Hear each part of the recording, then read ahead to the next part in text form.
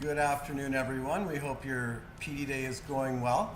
My name is Ron Thompson. I'm the principal at Sven Hansen School. I'm joined by some colleagues this afternoon, and Jen Allen, the principal of W.P. Wagner School, and we're here to demonstrate the action research protocol for refining our question. Jen? Thanks so much, Ron. So Ron is going to be in the hot seat here. He has an idea of his action research question, but he doesn't quite have it refined yet. So he's going to present this to the group.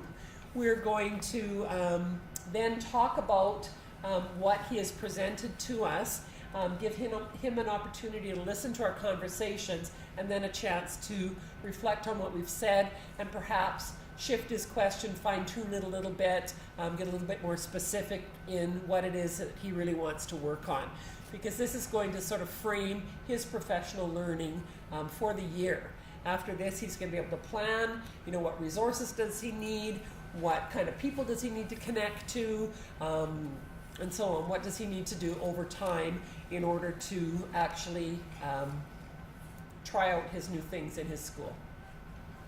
So, thanks for stepping up here, Ron. To start off with, I'd like to give you about 5 minutes to answer some questions that we've given you already, just about your question, why it's important to you, how might your question improve student learning, how you're going to know if it's working, and so on. So I won't go through all the questions because you have them, but we'll just let you get started. Okay, so my action research question is, how can I use Google Classroom to improve communication about student learning to my students and parents? Okay? So we have the 7 or so questions that helped me to formulate my presentation to you and how I arrived at that action research question. So why is this question important to me? So in all of our classrooms across the district, in any building, communication is a key. So communication not only with our students but with our parents and families as well. So that's one reason why this question is important to me. Another reason, at our school, at Sven Hansen, we have a very high English language learner population. So we need to keep our parents informed as to how children are doing in their classes, and that can present its challenges. So I've decided to see how I can utilize Google Classroom to improve my communication about student learning with students and with parents. The other piece that's important for me is around no surprises. So we are required to report student learning and progress at least 3 times a year, and those are our progress reporting periods. But I want to figure out how I can utilize Google Classroom to improve my communication about student learning between those set dates. So in the interim periods between reporting periods. So certainly when we hit June, I don't want any surprises for my parents about student learning or for my students for that matter. How might the work toward answering this question improve my practice in the classroom? Well, certainly if I'm using Google Classroom effectively, I believe that it will give me confidence knowing that my students and their parents are informed. So that's one way it would improve my practice. I would also hopefully be able to help my colleagues, so there could be a collaborative benefit to this as well. So I might be able to reach out and help grade level colleagues or colleagues within my building or certainly even within the catchment if they were interested in learning how I was able to utilize this tool effectively. And also it will inform my instruction. So I'm hoping that if I use Google Classroom properly and I'm monitoring it throughout the year, it will help to inform my classroom instruction and it will drive my practice. So that's how I'm hoping that will improve my practice. How might the work toward answering this question improve student learning, which of course is vital, important, and our main priority in any school in our district? Well, if students know where they're at on a constant and consistent basis, and they can identify the areas for growth, and I can help them to identify that, and if their parents understand what areas for growth there might be, then that will certainly lead to improvement in student learning. I also believe that if I can figure out a way to make this work in my classroom, I'll increase the dialogue between me and my students, between me and my parents, as well as just increased communication all around. So I do believe that all those factors will have an impact on student learning.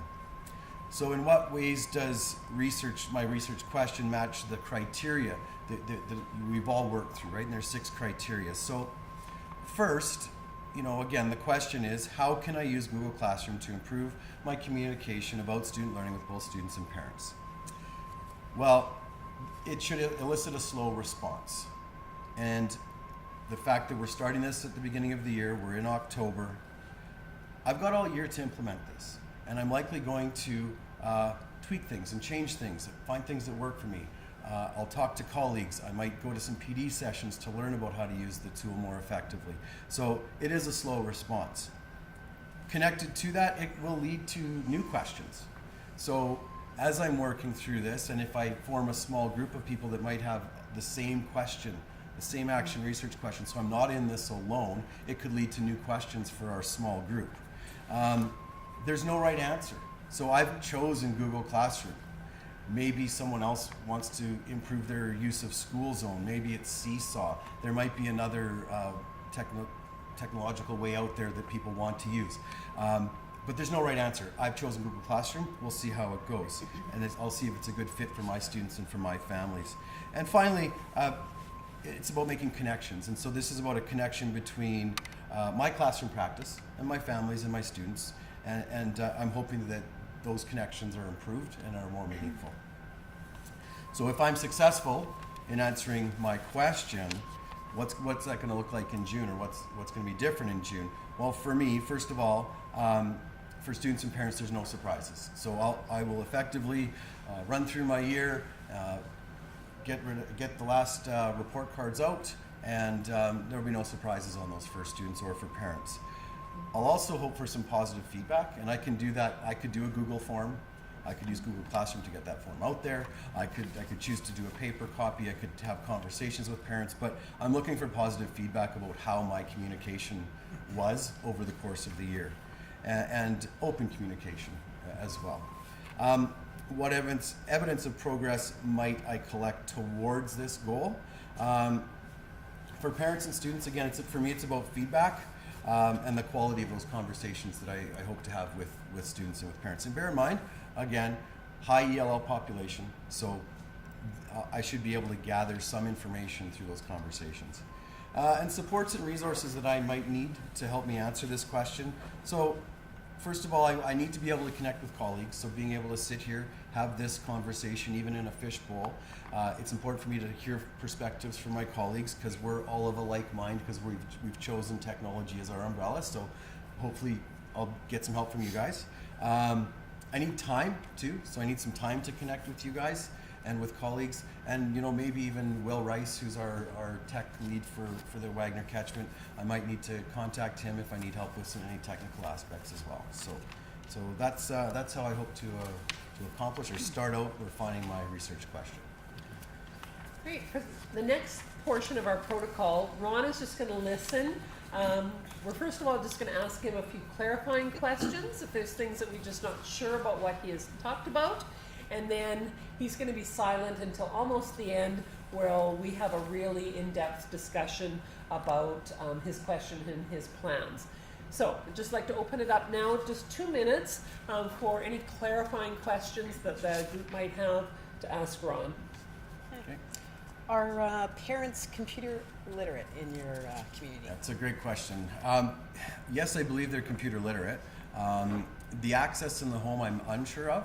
I know that they're computer literate and technology literate because they all have a smartphone and they're all able to use their smartphones. So I have that going for me. I don't know what the level of access to iPads, computers, desktops, laptops in the home is, so I'm not sure. And that could be a barrier for me for sure. I'm wondering what grade level you teach and whether you're responsible for all subjects, and if you think students are able to handle using Google Classroom as a tool. Yeah, okay, so I teach grade 6, teach all subjects. I do believe that my students are able to handle it as a tool. In many ways, my students are probably more computer literate perhaps than my parents, so I might be able to utilize them as a tool, but grade 6, and yes, I believe they can help with that. Just wondering about, you mentioned some of the other programs that we use to communicate with parents. So just balancing school zone with Google Classroom and making sure that parents are getting lots of information. There's no surprises, but what about overload? Yeah, and that has to be something I need to consider. So at our school, we're allowed to choose as a classroom teacher. We've got the professional responsibility to choose what we believe would be the most effective tool. We do use School Zone, so yes, I have to be kind of cognizant of overloading, because School Zone is used for all school-wide announcements, school events, that kind of thing. But for when I'm communicating with my parents directly about student learning and about what's going on in my classroom in their subject areas, I use Google Classroom. So yeah, I'm gonna have to watch that. And are you thinking about doing this for all subjects, or just the 4 core, or just literacy and numeracy? Like, I use it for all four, or sorry, for all right now. yeah. I might have to look at narrowing that focus a little bit if it's going to help improve that communication piece that I'm after. So. Great, okay, time is up for our clarifying questions. So the next section, which I'm going to cut short for today's demonstration, but on October 19th, you'll be given 5 minutes for everyone in the circle to just silently reflect on some questions about what Ron has said thus far. So just as they're doing this, I won't give the silent time to think today, but the questions that we're going to be asking people to think about are, what did they hear Ron say about his research question? What are they wondering about with Ron's research question? What next steps or thoughts come to mind as they heard Ron's research question? So what might he want to do next? And then what might be of some assistance to Ron as he works on his research question? So everyone will get 4 minutes just to think silently so that everyone is processing and participating. And then our next step will be for each of the people in the circle to just discuss those questions and their thoughts with their elbow partner. So I'm just going to give a little bit of time for them to do that right now. Yeah, thank you. So what I'm hearing from Ron's question is he's really wants to involve parents as partners. And when he mentioned that he has a high ELL population, I guess with Google Classroom, I'm wondering if there's going to be a language translation of some sort on the Google Classroom to help aid in that communication piece. Yeah, and I thought about that as well, but more, I was thinking about oversaturation of information. Like if he's doing all the subjects, and I don't know if that's too much, especially with the language, and it might be daunting, and maybe the parents think, oh, I can't keep up with everything. So I'm wondering if it would just start small, get them hooked, do something like math, which a lot of our parents, they understand math better than language arts just because of the language. I wonder if he starts small and then builds it out, might be a good way to go. Yeah. I'm wondering about the demographic of his classroom, if there's any families that don't have access to technology. How will he support that? Well, and even he talked about the smartphones and the mobile devices, so I'm wondering if there's a way he can see how does it what does it look like on a smartphone from the parent perspective. I know my family uses Google Classroom with my kids, so I see it as a parent. So if there's ways that we can, maybe there's a district expert, maybe there's somebody that can help him with that kind of stuff. Can his kids be the experts? Maybe the kids can teach. And I think definitely the language barrier will play into this.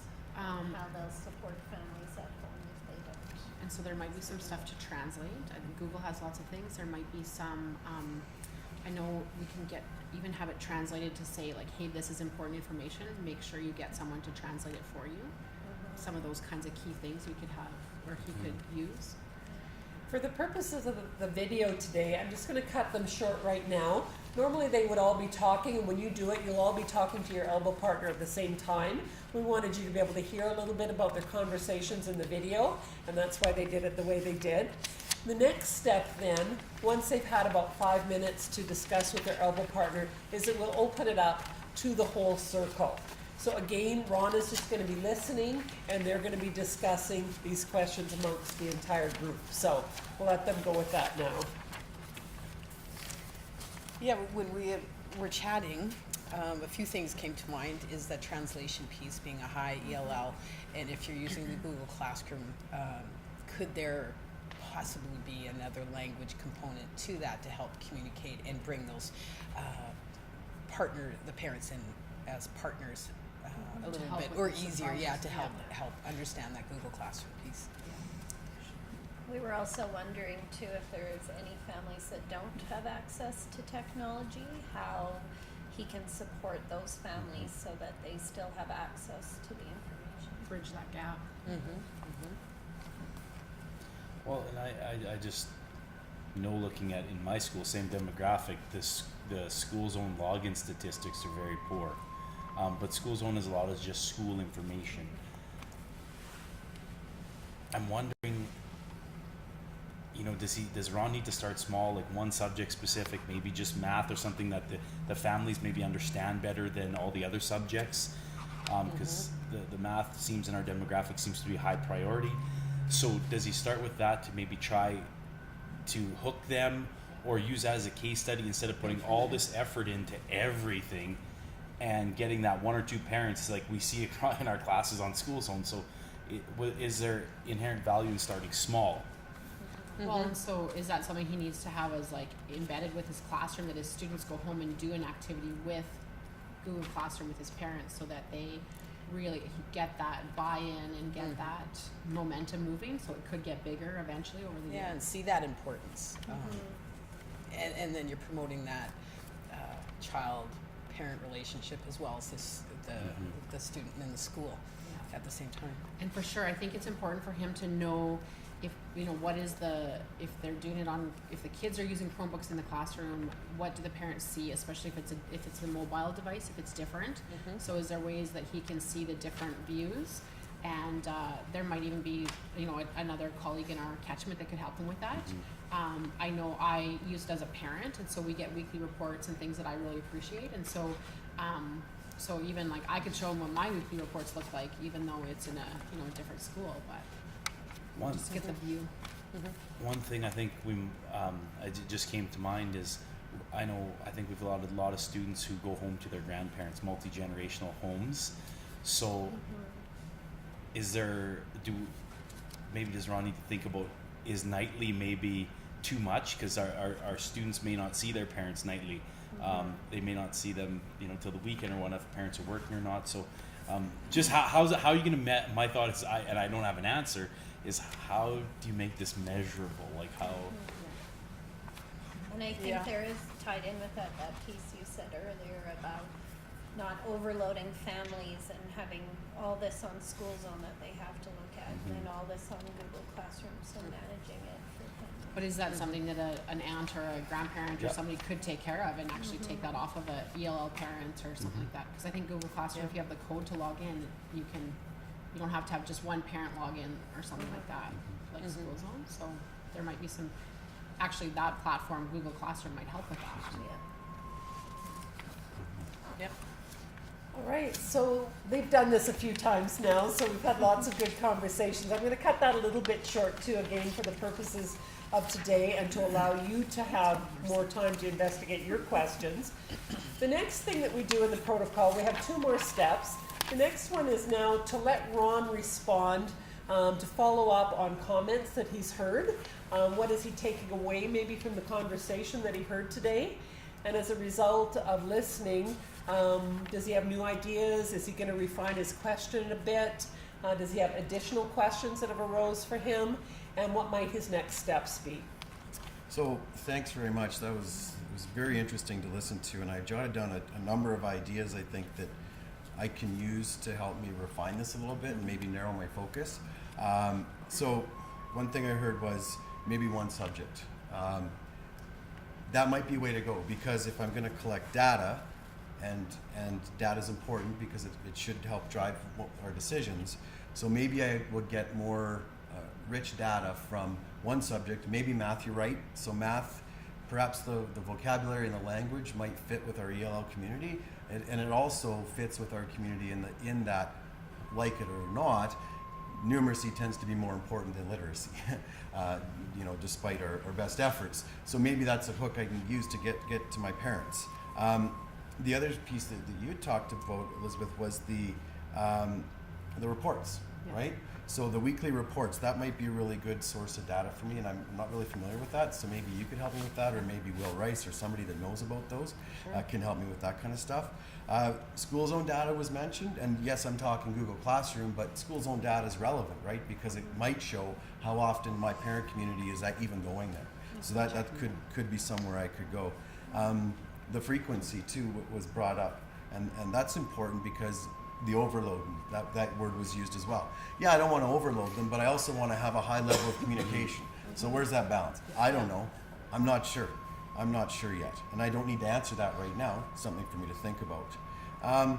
Use of my students too. I can use my students, and then an interesting idea that came out was other family members. Maybe you got an aunt or an uncle in the family that could help, whereas mom or dad or grandma or grandpa can't, and that tends to be what we see.